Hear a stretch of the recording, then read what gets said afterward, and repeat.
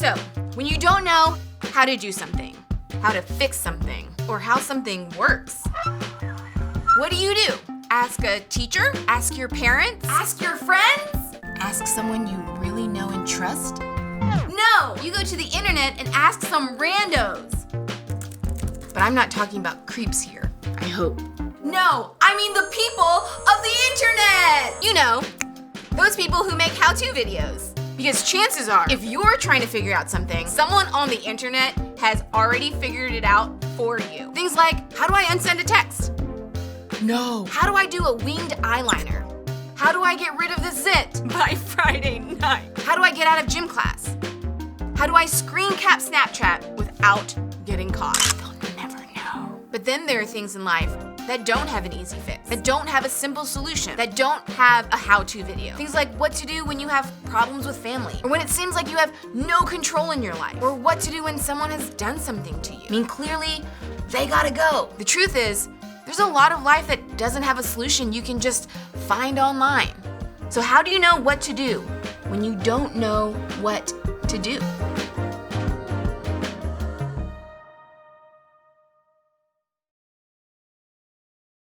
One of my all-time favorite movies is Kung Fu Panda. Am I right or am I right, okay? You may have watched that as a kid.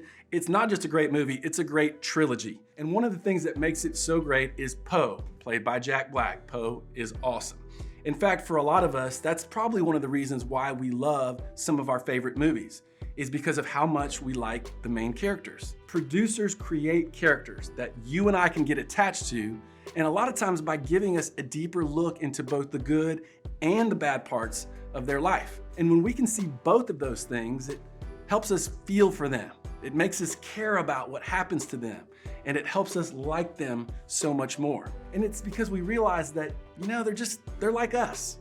They're not perfect, and their life isn't either. And that's why I love Po, okay? See, movies often show us some of what happens in a character's life by creating what they call a backstory, which is a way of letting us know some of the things that may have happened to the main character before we get to the current moment. For example, maybe a movie centers around a dad saving his daughter, but the backstory shows us that their relationship had a lot of brokenness in the past. Or maybe the movie centers around a superhero defeating his greatest enemy, but we discover in the backstory that they used to be great friends before something divided their relationship. See, understanding the backstory helps make a story more complex to us, and more interesting to us, and more compelling to us. But sometimes, introducing these things can seem kind of random. Like when the dad is in the middle of a chase to find his daughter's kidnappers, and suddenly the movie flashes back to a scene where he and his daughter are arguing in the kitchen. You want to be like, wait a minute. What? Like, what does that have to do with anything? What does that have to do with what's going on right now? Then as the movie goes on, it all starts to connect and make sense. There was something more going on with that fight in the kitchen. See, we see or have these moments when we're watching a movie, but chances are that you've also felt that way just living your own life. Like there are moments in our real life stories that make us ask the same questions because we get a plot twist, because there's conflict going on, because something hits us out of nowhere and we're like, what's happening? Like, what is the point of me going through this? We're talking about difficulties. We're talking about pain and struggle and problems, the things that will be a part of our backstory one day. But as for now, they're in our current story. For some of you, they're in your story right now.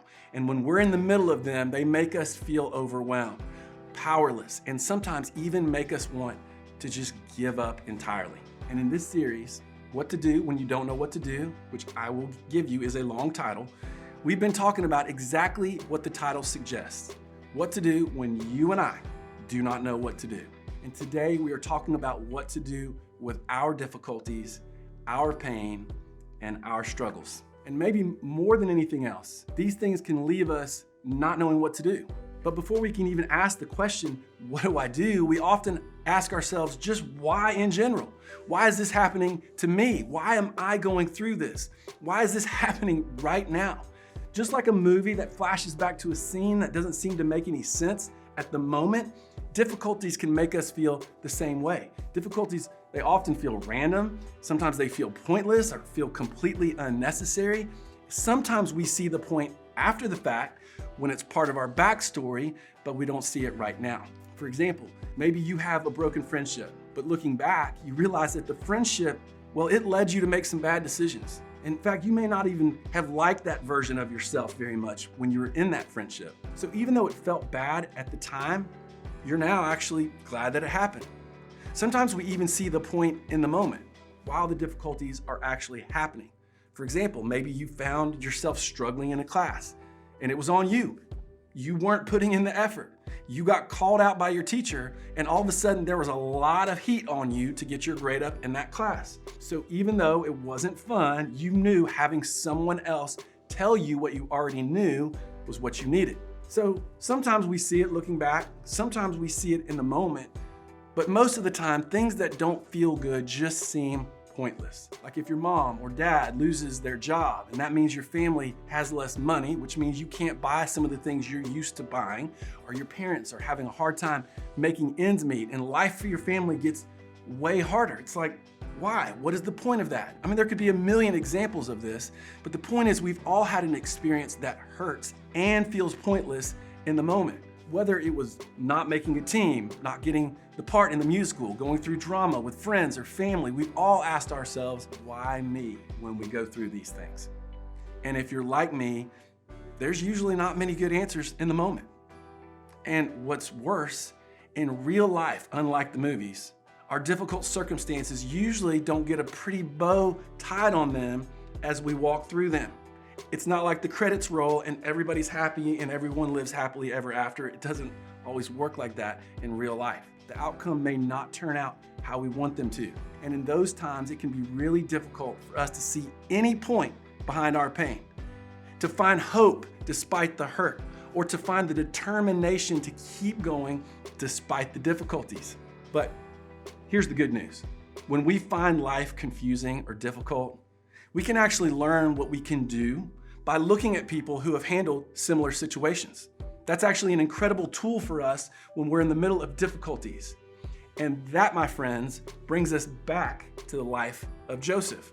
See, we've been looking at some events in Joseph's life. The account of his journey is found in the Old Testament of the Bible, which basically means he lived before Jesus walked the earth. And here's a recap. Joseph was sold into slavery by his own brothers. He was taken to a foreign land, which was Egypt, where he was forced to work for a high-powered official. Then he was falsely accused of doing something he didn't do and was thrown into prison. Okay, so from free man to slave to prisoner. If anyone had earned the right to ask, what is the point? Why is all of this happening to me? It was Joseph. And that's where we pick up. Joseph is in jail for a crime he didn't commit. And in jail, he makes some new friends. Check it out. Sometime later, the cupbearer and the baker of the king of Egypt offended their master, the king of Egypt. Pharaoh, who was the king of Egypt, was angry with his two officials, the chief cupbearer and the chief baker, and put them in custody in the house of the captain of the guard in the same prison where Joseph was confined. So Pharaoh is the boss of all of Egypt. If he got mad at you and wanted you thrown into prison, that's where you'd go, even if you hadn't done anything wrong or illegal. And that's what happened to these two guys. They were thrown into prison with Joseph. The story continues. After they had been in custody for some time, each of the two men, the cupbearer and the baker of the king of Egypt, who were being held in prison, had a dream the same night, and each dream had a meaning of its own. When Joseph came to them the next morning, he saw that they were dejected. So he asked Pharaoh's officials who were in custody with him in his master's house, "Why do you look so sad today?" "We both had dreams," they answered, "but there is no one to interpret them." Then Joseph said to them, "Do not interpretations belong to God? Tell me your dreams." Okay, so there is a lot happening here. Remember, Joseph is in prison for a crime he didn't commit, and even in this really difficult situation, Joseph continues to honor God. The men told Joseph their dreams, and with God's help, Joseph told them what they meant. And then what Joseph said would happen actually happened. Based on the dream the chief cupbearer had, Joseph said that he would be restored to a favorable position, and he was. As for the chief baker, Joseph said he would not have the same luck, and he didn't. So listen, these stories are like kind of wild. They're out there. If you want to know more, you'll have to read the whole story for yourself because it's fascinating and it's awesome. But you would think, given what Joseph had done to help the cupbearer out, it would have made some sense for the cupbearer to speak up and say, "Thank you, Mr. Pharaoh, for restoring my position. I just want you to know that I was locked up with this guy who interpreted my dream to perfection. I know you have dreams that you need interpreted from time to time, so you may want to think about getting this dude on staff ASAP." But that's not what happens. The story tells us the cupbearer forgot about Joseph altogether. He got out of jail and he went on with his life. Ouch, okay? But over time, as Joseph was waiting in jail for his friend to remember him, he realized that not only did his friend forget him, what he did to help his friend didn't help his situation at all. I'm sure he was tempted to wonder, what was the point of all that? Like, that seemed like God was intervening to get me out of here, and it didn't help my life get any better at all. Like, has God forgotten about me? I thought that I did what was right, and I'm still here in jail for something a crime I didn't commit in the first place. I would be frustrated. But then, 2 years later, Pharaoh had 2 dreams that troubled him. He desperately searched for someone on his staff who could interpret them, but no one could. And that's when the cupbearer remembered Joseph. So Pharaoh called for Joseph, who interpreted the dream with incredible accuracy. And as a result, eventually Joseph was made second in charge of all of Egypt. And under Joseph's leadership, Egypt survived a terrible famine, would eventually put Egypt in a position to save Joseph's family and other people from his homeland who were suffering from the famine. It was 2 full years before the cupbearer even remembered Joseph. And even when Joseph was promoted to a position of incredible power, he was still living in a foreign land. So it wasn't like Joseph was able to go home as a free man. And Joseph was still second in command under Pharaoh, which meant that if Pharaoh was having a bad day and decided that he wanted Joseph dead, he could snap his fingers and make it happen. So no, this did not make Joseph's life perfect, not even close. But when we see the big picture and understand the context to this backstory, we see that Joseph's challenging circumstances uniquely positioned him to do something great. Joseph, however, still had to wait 2 years. All the good things that happened in Joseph's world didn't make those bad things okay, and they didn't make those 2 years seem to go any faster. Being promoted to second in command didn't undo the challenges he faced leading up to that, but at the same time, those difficult circumstances positioned him and prepared him for something great, something only he could do. And the same is true for you and me. Difficult things can happen in your life, and it's important to remember that God does not cause hard things to happen. Because of sin, things happen that aren't fair, that don't make sense, and sometimes things that you should never have to deal with.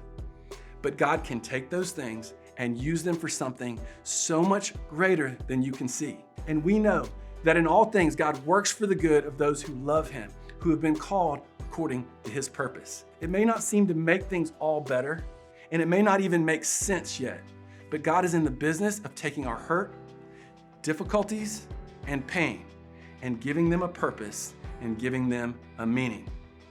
In other words, when you don't know what to do, remember that your problems can position you for a purpose. Let me say that again. When you don't know what to do, remember that your problems can position you for a purpose. This doesn't mean we can tie a bow on all challenging things. It doesn't mean everything will be fixed and go back to being how it was before everything bad happened. It just means that we can leave room for God to tell a new story in our difficult circumstances. It means we can have confidence in God's ability to redeem things, to know that good can come from bad. It means that the bad stuff doesn't get the last word. The worst things we experience aren't the end of our story. In fact, they could be part of something more, another greater purpose that we wouldn't have been able to see otherwise. So when we go through pain and we can't see the purpose yet, here are some things that I believe can help us get a bigger perspective. And the first thing is to remember that no one else has your life story. Your difficult circumstances are not fun, but they are unique to you. They put you in a position to learn and to grow and discover things that no one else can. God is using your tough stuff to shape you into the beautiful, unique person that He wants you to become. And that's not gonna make it any easier, but it may give you a perspective outside of the pain. And another thing is to remember that your story can interact with others. Although no one else has your life story, many people do face similar circumstances. And listen, you could be a voice to help them through their own challenges and pain, a help you would not have been able to give if you hadn't gone through it yourself. So when you go through family drama, you can help people who are going through family drama. When you go through a hard breakup, you can understand how someone else feels when they're going through a hard breakup. When you deal with a sickness, an illness, or an injury, you can relate to people who are going through the same thing. When you have doubts and questions in your faith, you can show grace and compassion to people who are asking questions of their own. You can become a person who looks around, sees other people's struggles, and says, "Oh, you feel that? Yeah, me too. Oh, you've experienced that? Yep, I've been there. Can I tell you my experience? Can I share kind of what helped bring me through that?" The truth is, the next best thing to having something fixed for us is having someone who has been through it too. Having someone who has been through it walk alongside our mess with us. And look, when we can be that voice of encouragement for someone else because of our experiences, that is a real win. One that gives our pain some perspective and some purpose. Do not miss the power in that. Joseph went through pain that felt pointless. But when we see his backstory, we see that God used his problems and positioned him for a purpose. His unique experiences put him in a role that only he could fill. But it didn't feel good in the moment. No, it was difficult. But he held on to God. He relied on God's strength, and he trusted that God saw the bigger picture. And he allowed the struggles and difficulties of Joseph's life to uniquely position him to be used by God. It didn't mean they went away, but it meant he knew there was more to what he was experiencing than what he saw where he was. And the same is true for you, and the same is true for me. And listen, the same is true for the people around us.